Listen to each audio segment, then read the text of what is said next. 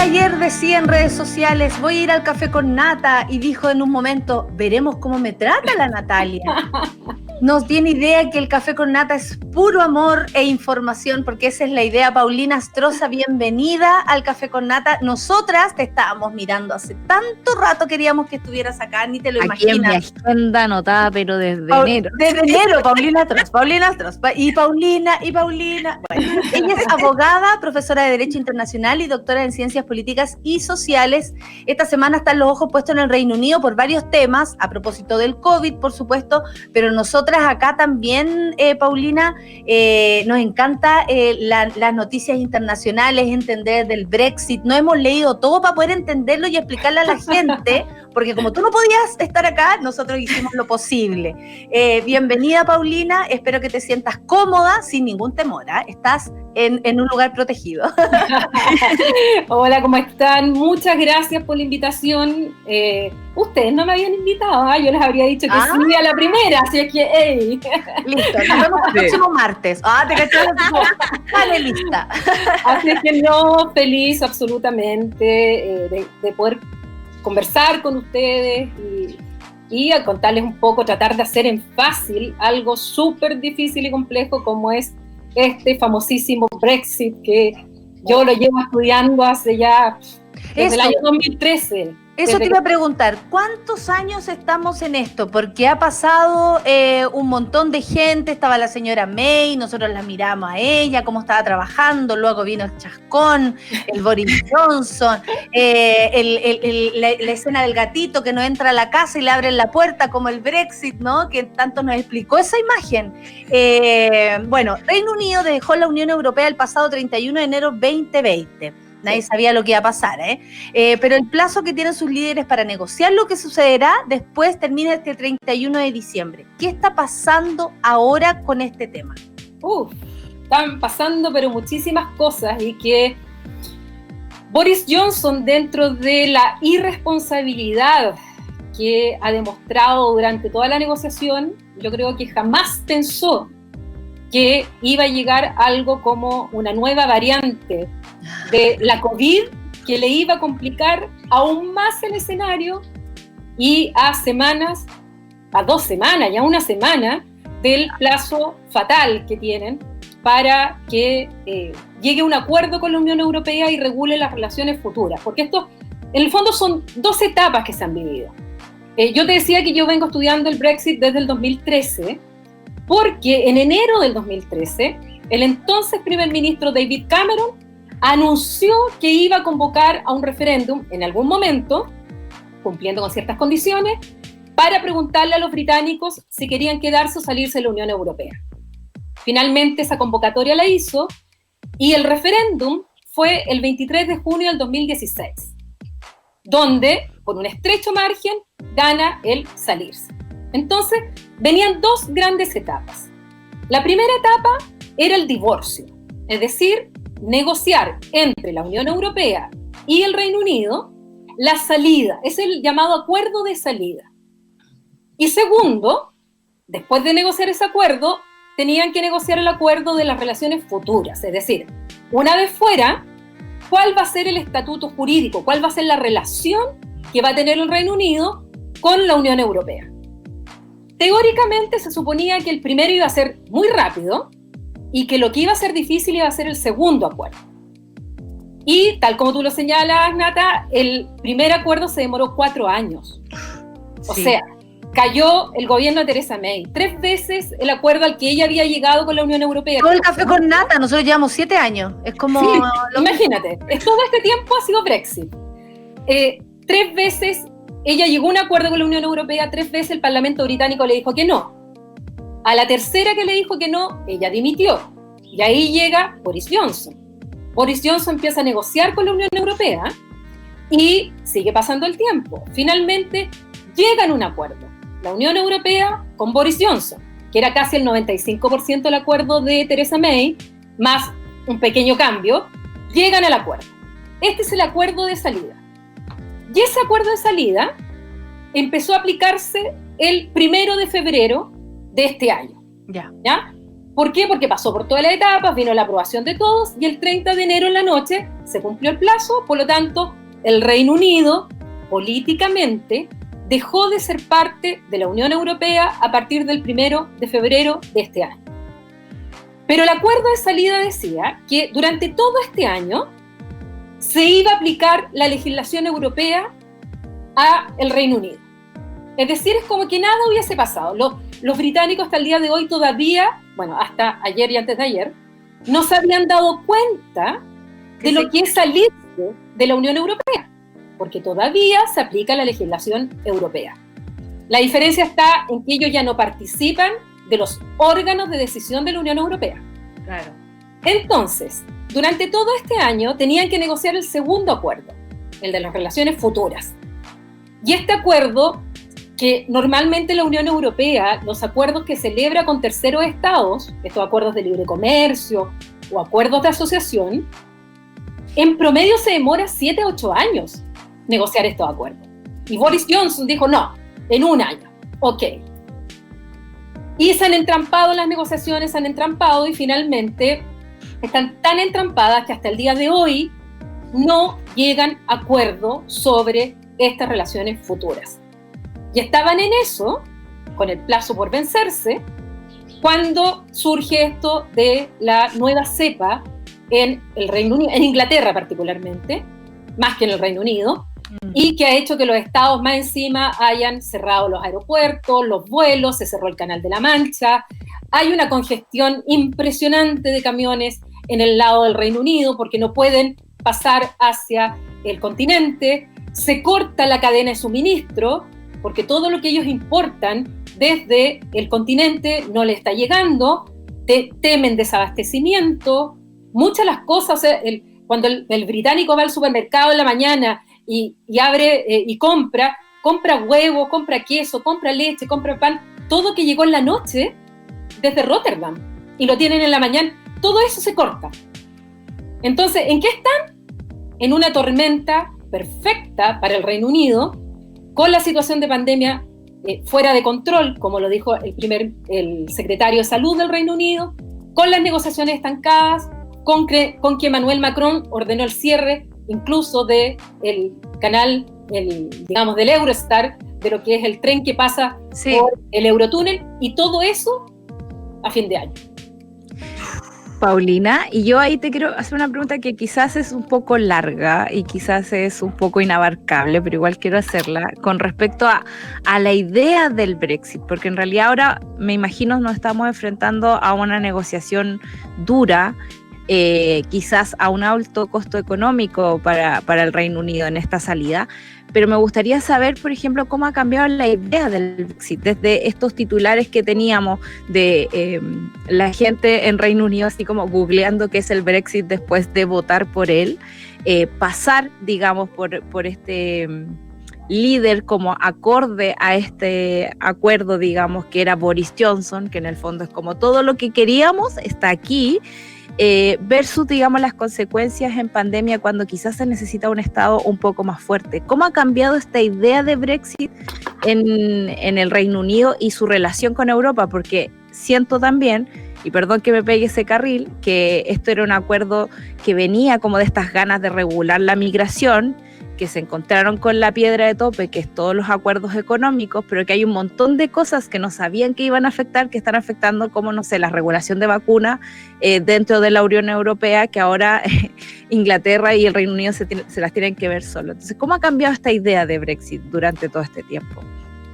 Mira, en general, bueno, yo hace 2 días estuve hablando como 2 horas con una amiga mía que vive en Londres, y me dice que está de muerte, o sea, ella es una chilena que lleva 30 años viviendo allá, colega de ustedes, periodista, y me decía que de verdad, ahora con todo lo que estaba pasando, británicos que votaron por el Brexit, ahora están absolutamente arrepentidos. O sea, ahora recién están viendo lo que significa estar fuera. Claro. Entonces, y eso que todavía, y lo gracioso de todo esto es que el Brexit todavía no empieza. Nosotros hablamos del Brexit, el Brexit político ya partió. Claro.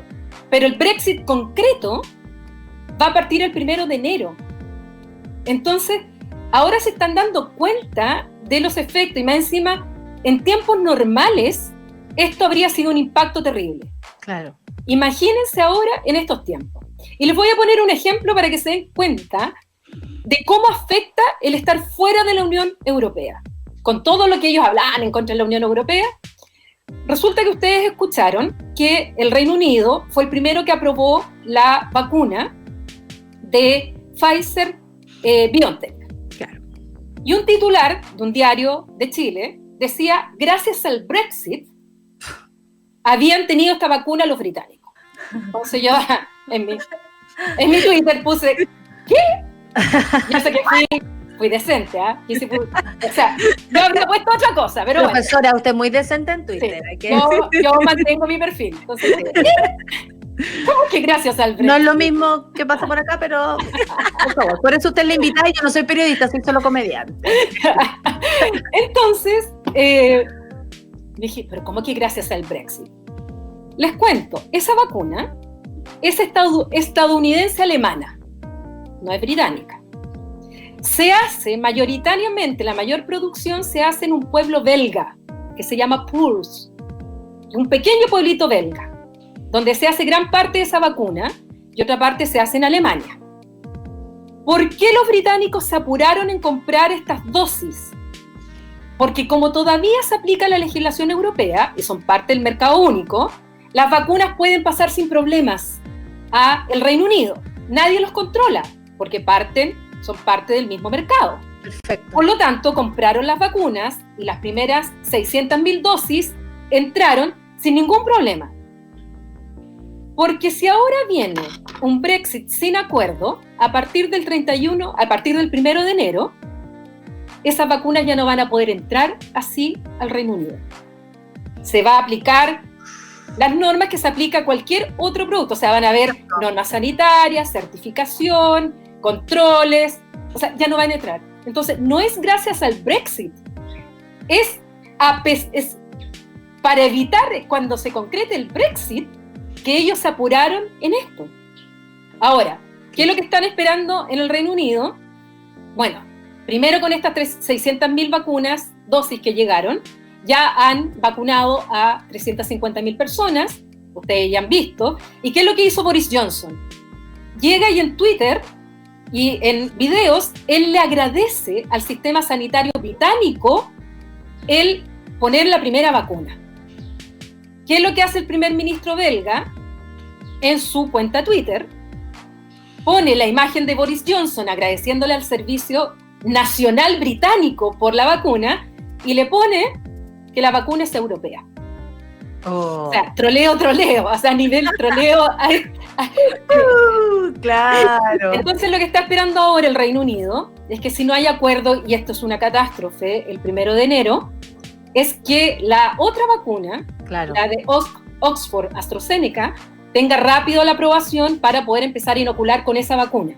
Porque con esta otra van a tener problemas de ingreso, porque ya no van a ser parte del mercado único. Entonces, con cosas tan pequeñitas como esa, se van a empezar a dar cuenta de lo que es esto. Segundo ejemplo, que lo estaba hablando recién en una clase con un colega. Hoy día, si un británico quiere ir a España, normalmente se van a pasar sus vacaciones a España, o hay muchos británicos que viven en España, su pensión, ellos reciben la pensión británica y se van a vivir al sur de España. Bueno, esas personas ya no van a poder vivir en ese lugar, van a tener que pedir permiso de residencia española. Y además, si sus parientes los quieren ir a ver, por un lado a lo mejor les van a pedir visa, cosa que no creo, yo creo que los van a dejar entrar, pero la visa les va a durar 90 días. Claro. Como visa turista. Ya no se van a poder quedar 6 meses con los abuelos, van a tener que pedir visa turista. Si quieren traer al perro, su mascota regalona, antes podían ingresar sin ningún problema, porque hay un acuerdo en que los animales pueden... Ahora les van a tener que pedir certificación, solo europeo. Claro. Ahora les van a tener que pedir certificación, permiso, si es que le dejan entrar al perro. O sea, le estoy poniendo ejemplos súper básicos. Básicos, pero súper cotidianos que de verdad podrían complicar a la gran mayoría. Yo te quería preguntar por Boris Johnson, porque llamó primero la atención su estética, muy parecido tal vez en su impronta a Trump, se hablaba. A principios de la pandemia habló de la inmunidad de rebaño, todos quedamos impresionados. Luego, gracias a eso, él fue uno de los primeros contagiados, que nosotros le pusimos el Corona Famous, pero no publicitamos mucho. Claro, no prosperó porque después nos dimos cuenta que esto era muy terrible. Pero, ¿qué pasa con Boris Johnson? Él es importante en este tipo de situación, él ha sido como una piedra de tope, ha sido un problema, ha sido para algunos un buen aliado, o porque lo último que yo sabía también era que el contexto para él no era muy propicio como político, digamos, no está en su mejor momento, parece que se destiñó. Hace un rato la Clau nos mandó un tuit donde salía Boris Johnson, este año va a ser fantástico, el 2 de febrero.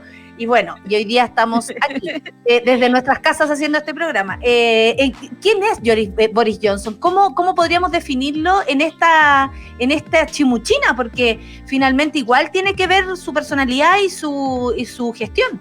No, absolutamente. Y la Claudia vio mi tweet con eso del 2 de... Está muy bueno, profe, muy bueno. A ver, ¿quién es Boris Johnson? Boris Johnson es un personaje, porque de verdad es un personaje en la política británica, del Partido Conservador. Él siempre ha sido conservador, pero ha sido un conservador bastante excéntrico, ¿ya? No es el típico conservador clásico de la corbata y bien peinado. No, él siempre ha sido distinto y siempre fue distinto. Peores son eso, ¿no? Ay, sí. Bueno, hay unos personajes en el Reino Unido de unos conservadores británicos así súper estilizados y rígidos que son los peores. Bueno, Boris Johnson siempre fue distinto, pero él es parte de la élite. Entonces, él no es del pueblo. Boris Johnson se crió, estudió en Eton, que es donde estudia la clase alta. Los príncipes estudian ahí. Sí, ha estado absolutamente dentro de la clase alta. Él estudió historia, él estudió periodismo, y él se fue primero, él empezó a trabajar como periodista, como columnista en un diario, y que una de las primeras columnas que escribió, él citó a un tío de él, y lo puso en la cuña, y puso la cita, y resulta que era mentira. Y el tío dijo que era mentira, que él no había hecho esa cita. ¡Ay, me encanta que el tío lo haya dicho! Y lo echaron. Creo que él partió en el Times y lo echaron. Y lo contrata otro medio, que es The Telegraph. Y The Telegraph lo manda, además, a Bruselas a trabajar como columnista y corresponsal de este diario en la Unión Europea, en Bruselas. Él además había vivido en Bruselas porque él es hijo de un exfuncionario de la Unión Europea. Por lo tanto, él también conoce la Unión Europea. Entonces, Boris, yo le estoy hablando hace 30 años más o menos. Entonces, muy irónico, es una forma muy pública de matar al padre, encuentro yo, cuando anda resolviendo conflictos internos a nivel político.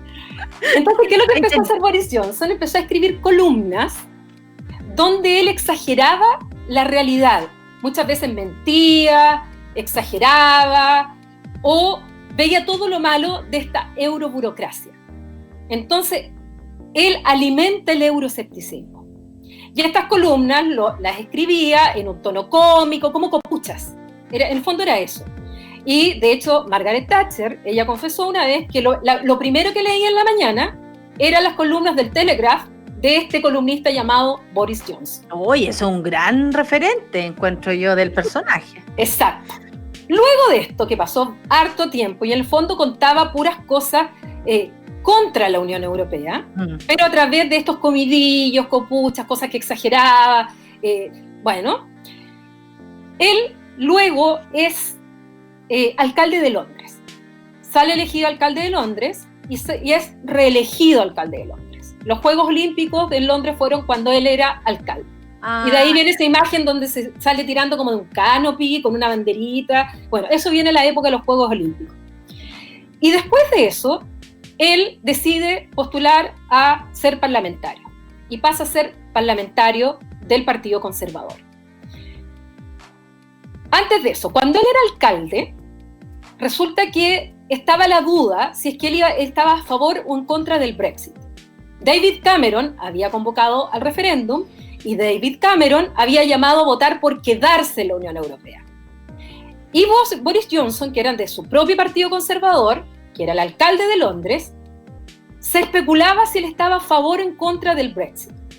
Y siempre se había sabido que él quería bajar a Boris Johnson, a David Cameron, porque él quería ser algún día primer ministro. O sea, la hermana de Boris Johnson dice que Boris Johnson, desde pequeño, él había dicho que él quería ser primer ministro del Reino Unido, que era como su sueño. Entonces, resulta que en ese periodo del Brexit, que no se sabía, se especulaba si él estaba a favor o en contra, escribe una columna en el Telegraph donde escribe a favor del Brexit. Y eso fue una jugada que le hizo a David Cameron, que estaba a favor del quedarse. Por lo tanto, fueron como las dos figuras ahí. Pero se cuenta, porque después apareció la columna, que Johnson tenía dos columnas escritas, una a favor y otra en contra del Brexit. Y que a última hora envió la columna a favor del Brexit.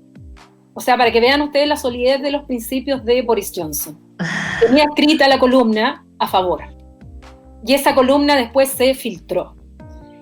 Entonces él aparece como una de las figuras del Brexit, junto a otras figuras. Luego Boris Johnson es elegido parlamentario, pero al interior del Partido Conservador, él perdió la elección y ganó Theresa May. Theresa May fue elegida la sucesora de David Cameron. Y dentro del Partido Conservador, Boris Johnson siempre estuvo como más en el sector euroescéptico, como los que estaban en contra de la Unión. Theresa May había votado por el quedarse también, pero ella tuvo que llevar a cabo la salida.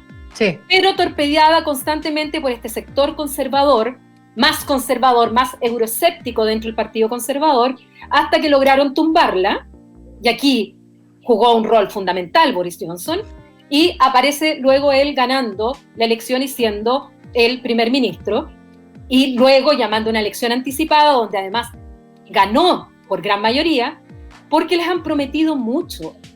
O sea, ¿cuál fue la gran promesa? Vamos a volver a tomar el control de la soberanía de nuevo. Y fíjense ustedes que ahora lo menos que tienen es el control de la soberanía. Están totalmente desbordados por todos lados. Ha sido muy interesante, podríamos estar toda la mañana haciéndote preguntas, Paulina, porque de verdad somos muy curiosas, al mismo tiempo nos interesa mucho este tema, cómo entender también qué increíble cómo la historia de los primeros ministros, de los presidentes, todo se parece bastante. Ese niño loco, claro, egoísta, que quería todo para sí mismo, que era el dueño de la pelota y todo lo demás, finalmente es hoy día un primer ministro. Muchas gracias, creo que nos ha quedado la primera parte muy clara, creo que tenemos que seguir conversando, Paulina, así que te dejo invitada para alguna otra sesión, porque de verdad nos interesa y sobre todo porque nos permite tener una visión más amplia de lo que es nuestro planeta, porque todo lo que pasa en otros lados también nos afecta acá y nada, pues aprender de política internacional, por supuesto que nos permite entender de la nuestra. Así que, Paulina, si quisieras decir algo para despedirte, lo que tú quieras. Cuando quieran, con todo gusto converso con ustedes, porque lo que tú dices, Nata, es verdad. A veces acá dicen, bueno, hasta me tuitean de repente y dicen, oye, ¿por qué te preocupas lo que pasa afuera y no te preocupas lo que pasa en Chile? Y cuando tuiteo lo que pasa en Chile me dicen, oye, dedícate a política internacional solamente. Bueno, ustedes saben que en Twitter todo pasa. La gente. Pero cuando quieran, estos son los temas que yo sigo y me gusta mucho, y por eso que participo mucho también a través de redes sociales, tengo mi propio canal de YouTube, porque me gusta que la gente entienda estos temas, porque nos van a afectar igual. Sí. O sea, estamos tan interconectados que hoy día la gente que viene del Reino Unido no puede venir del Reino Unido porque nosotros también tomamos la decisión de o que se encuarentenan o que no pueden venir del Reino Unido. Entonces, exacto. Vean ustedes cómo nos afecta. El tema de las vacunas, cómo nos afecta. Mensajes populistas, cómo nos afectan. Eso o sea, el mundo está hiper conectados. Así es que cuando quieran, un gusto. Muchas gracias, ha sido un gusto también y quedamos pero con un montón de preguntas que por supuesto le vamos a hacer la próxima vez que venga a visitarnos. Muchas gracias, Paulina, que tenga un gran día. Profesora, como le dicen por ahí, que le vaya muy bien, muchas gracias. De verdad. Gracias a ustedes y que tengan un buen fin de año y unas buenas fiestas dentro de lo que se puede. Dentro de lo que se puede. Mucho Todo cuidado. es dentro de lo que se puede. Que le vaya bien, cuídese. Gracias. Chao. Solcita, por fin. Al fin lo tuvimos. Que teníamos ganas de hablar de esto pero te juro que yo estaba así, me quedó clarito igual, todo. además que esta cuestión de los problemas personales resueltos en la política internacional no les suena de alguna parte. Pero por supuesto, me suena de una familia que hacían pelear a los hijos en un ring y hoy día uno de ellos es presidente y el otro hizo el sistema de pensiones. Imagínate tú. Eso es lo que nos convoca. Ahí llegó Rayen Araya. ¿Cómo está mi querida Rayen? Enchúfate. Muy buenos días, aquí estoy, sí, pues escuchándolas muy atenta desde muy temprano, odiando junto con ustedes. Pero en por la mañana. Supuesto, pero aprendiendo también. Pero Con Paulina pasa. aprendimos mucho. Tiene una forma además Sí, sin duda. de explicar. Además, Paulina es súper didáctica en sus explicaciones, es súper clarita y eso se agradece cuando podemos además tener una opción como de traducción sencilla de cosas más complejas. No, pero en la mañana amanecí allí ya indignada escuchando al alcalde Alessandri, oye, hablando de que es que estábamos con Sol conectada en ese rato. Y la mañana pelándola. A ver, cuénteme eso. ¿Por qué? Porque estaban hablando de la cantidad de contagio y lo que está pasando con esta cosa desatada de salir a comprárselo todo. No hay shopping que tenga espacio, está todo lleno, la calle llena, estos servicios llenos. No, todo lleno ya, todo lleno y bolsa y compra y ya, en fin. El tema es que evidentemente eso implica pensar que si estamos en una fase importante de pandemia todavía, bueno, probablemente haya aún más contagios por ahí propagándose. Y entonces le pregunta al alcalde Alessandri, bueno, ¿y ustedes no han pensado en tomar alguna decisión? No, porque la responsabilidad personal, bueno, pero ¿y los malls? Nosotros no tenemos atribuciones, pero sería muy bueno que en algunos barrios como Bay, por ejemplo, hubiese más Estado. Dice, ¿más Estado o más gobierno? No, más Estado, por ejemplo, policía migratoria. Y esa sería su solución al COVID-19. De verdad, quedamos mal con la Rayen en la mañana escuchando a Alessandri que hace rato tiene policía migratoria. Dijo policía migratoria, ¿en serio? Dijo eso, porque para él el problema es como las cosas que entran a Chile, digamos, el comercio informal y que en el fondo tenemos que controlar a la gente en las calles como Meix. Monada, por favor, que vive en Santiago, en la comuna de Santiago, saquen a Alessandri, saquen a cualquiera que tenga nombre de vino, por favor. Oye, qué horrible esta gente, porque la xenofobia no es una opinión, la xenofobia no se hace a través de un comportamiento que te moleste de algún ciudadano que sea de otro país. No, es un sentimiento profundo de pensar que el otro es menos que yo y no merece lo que yo tengo. No es correspondiente, no al lugar a este caballero. Además, a mí de cara ya me perturba. A mí de cara verlo, no, aparte yo que tú no me metería en ese punto, ¿ah? No, ¿por qué vamos a entrar de nuevo, Natalia? Yo ya vengo de vuelta, amiga, yo ya vengo de vuelta. Oye, muchas gracias por este cagüín mañanero que yo no tenía idea, así que voy a estar atenta. Indígnense nomás, que viene hoy día, porque veo ahí a Gustavo Manet para seguir indignados. Sí, obvio, porque con Gustavo nos indignamos, pero también nos reímos, pero también criticamos y todo eso cuando nos juntamos en Super Ciudadanos con él para conversar de actualidad. Esto, por supuesto, que le voy a pedir su opinión, entre otras cosas, porque Gustavo me dijo ayer, el programa de mañana se tiene que llamar Las compras no te inmunizan. No es como que vas de shopping y, bueno, ahora ya no me contagio. Digo, para entender que lo que estamos viviendo de verdad es serio, es grave, y que el nivel de compra desatado que hay solamente va a aumentar aún más los contagios. Uno esperaría mayor control de la autoridad, que no está pasando. Así que de eso vamos a hablar y pelar hoy día. Por supuesto que sí. Ahí vamos a estar escuchando entonces a Gustavo Manet y Rayen en esta conversación donde ironizan, se ríen, finalmente se ríen de lo penca que es vivir en este lugar, rodeados de Alessandri. ¿Por qué no queda otra? Rara. Oye, nos despedimos con la Solcita, gran programa el día de hoy. Nos vemos mañana. Gracias Luis, gracias Charlie, gracias Clau, gracias Lau, gracias Seba y a todos los que están detrás, por supuesto, de este trabajo. Los dejo de inmediato con mi querida Rayen Araya y Super Ciudadanos. Chao. Eso fue Café con Nata. Gracias por ser parte de esta comunidad y hacer de Mordor un lugar más apacible. Natalia Valdebenito te espera de lunes a viernes a partir de las 9 de la mañana en el matinal más piteado de Chile. Solo en Sube la Radio y en otra sintonía.